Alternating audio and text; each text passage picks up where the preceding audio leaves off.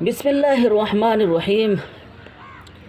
محترم ناظرین، حسد سے اور حاسد کے شر سے کیسے بچا جائے؟ تو چند نقطے ایسے ہیں، چند پوائنٹس ایسے ہیں جو ہم آپ کی خدمت میں پیش کر رہے ہیں۔ سب سے پہلی چیز، حسد کرنے والے کے شر سے اللہ رب العالمین کی پناہ طلب کی جائے، یعنی وہ دعائیں اور وہ اذکار اور وہ صورتیں پڑھنی چاہیے جن کے پڑھنے کا اللہ کے نبی صلی اللہ علیہ وسلم نے ہمیں حکم دیا ہے، جیسے سورہ فلق اور سورہ ناس، یا ان کے علاوہ اور دوسری دعائیں جو ہیں ان کو ہمیں پڑھنا چاہیے اگر ہمیں حسد کرنے والے کے شر سے بچنا ہے تو۔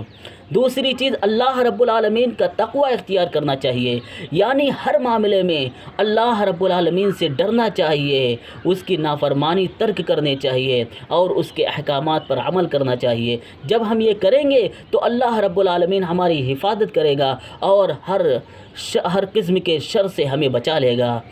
اور تیسری چیز، اللہ رب العالمین پر مکمل بھروسہ، اعتماد اور توکل ہمیں کرنا چاہیے۔ جب اللہ رب العالمین پر ہمارا اعتقاد ہوگا، توکل ہوگا، بھروسہ ہوگا، تب اللہ رب العالمین ہمیں ہر طرح کے شر سے بچائے گا۔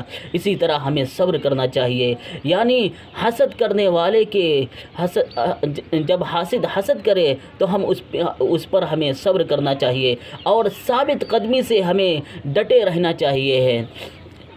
جتنا ہم صبر کریں گے اتنا ہی حسد کرنے والے کے شر سے محفوظ رہیں گے۔ اسی طرح ہمیں حاسد کے بارے میں سوچنا ہی ترک کر دینا چاہیے ہے اور صرف اللہ رب العالمین کی طرف رجوع کرنا چاہیے۔ اللہ رب العالمین کے بارے میں سوچنا چاہیے کہ ہر چیز کا مالک وہی ہے۔ تو جب ہم ایسا کریں گے تو اللہ رب العالمین ہمیں اس کے شر سے بھی بچا لے گا۔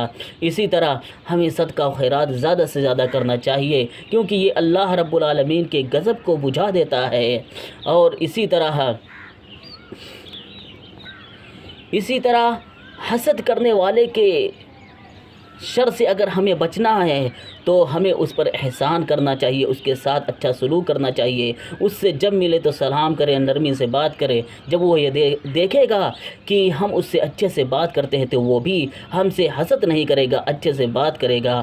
اور اسی طرح جو ہمیں نعمتیں ملی ہیں ان نعمتوں کو حاسد سے چھپانا ہوگا اور اسے پوشیدہ رکھنا ہوگا، اس کے سامنے اپنی نعمتوں کو ظاہر نہیں کرنا ہوگا، ورنہ وہ ہم سے حسد کرے گا اور اس طرح ہم اس کی نظروں سے نہیں بچ پائیں گے اور نظر بد لگ جائے گی ہمیں۔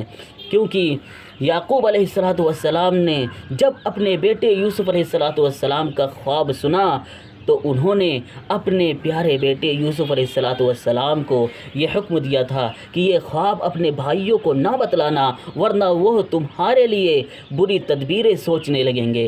تو جب نعمتیں ہمارے پاس آ جائیں تو ہمیں بھی انہیں چھپانا چاہیے، کیونکہ یعقوب علیہ السلام جانتے تھے کہ ان کے بھائی ان سے حسد کرتے ہیں اور ضرور ان کے خلاف کوئی تدبیر، کوئی ایسا طریقہ اختیار کریں گے اور ان پر ظلم کریں گے، ان سے حسد کریں گے اور ان کے خلاف چالے چلیں گے۔